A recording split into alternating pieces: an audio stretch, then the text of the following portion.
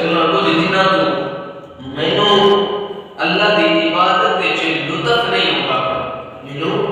مزہ نہیں ہوگا، جی میں واقعی شوق نال محبت نال اللہ دا ذکر کردا ہاں، ہن میرا وہ روٹین جڑی ختم ہو رہی ہے، مینوں لذت نہیں ہوندی اللہ دے ذکر وچ۔ حضرت جنید اللہ دے ولی آپ نے اس طرح اپنا بند کی، جدوں اپنا بند کی تو مشاہدہ فرمایا اس مرید دی زندگی دا پچھلا حصہ جڑا وقت گزریا انہوں ویکھیا تے کی ویکھدے نے آپ حضرت جنید ویکھدے نے کہ وہ بندہ مرید جڑا بازار جا رہا ہے، بازار گیا تے وہ ریڑھی والے کول کھلو کے نا اندے کول پوچھیا کہ فروخت تو کیویں لا رہا ہے؟ اس دسیا جی میرا ریٹ اتنا ہے، اگر تساں لینا ہوے تو میں 5000 روپے چھڈ دیاں گا۔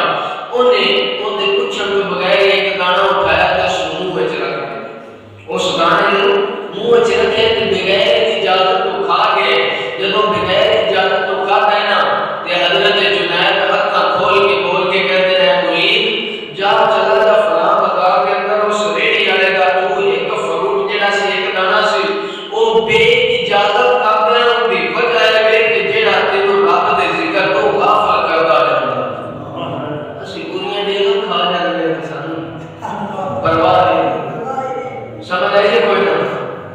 حقیقت یہ اج اسی اپنے دلوں کے اندر یاد کریں نا، اسی کبھی ویکھیا کہ یار سانوں بیلی کتنا دے گئے، یا اس اجازت لے کے بنے یا بغیر اجازت تو ساڈے کول آ گئے۔ اساں کبھی نہیں ویکھیا کہ مولوی کہہ کے اے کھیر آ گئی ہے، حلوا آ گیا، ایک کنے کا پکیا ہے، اینوں پکان والا کون ہے؟ بس جو ہوتا ہے کھا پی جاؤ، منڈی جاؤ، ساڈے واسطے سب کچھ ہی جائز ہے۔ حقیقت کے اندر اللہ کا لطف، اللہ کے ذکر دی چاشنی جس بندے چکھنی ہے نا اس اپنے رزق حلال تے نظر رکھنی پوے تے تاں اللہ کے ذکر وچ لطف آوے گا۔ تو میرے دوستو میرے عزیزو اس گل نوں سلطان باہو علیہ الرحمہ نے بیان فرمایا، آپ سرکار فرماتے ہیں تن میرا رب سچے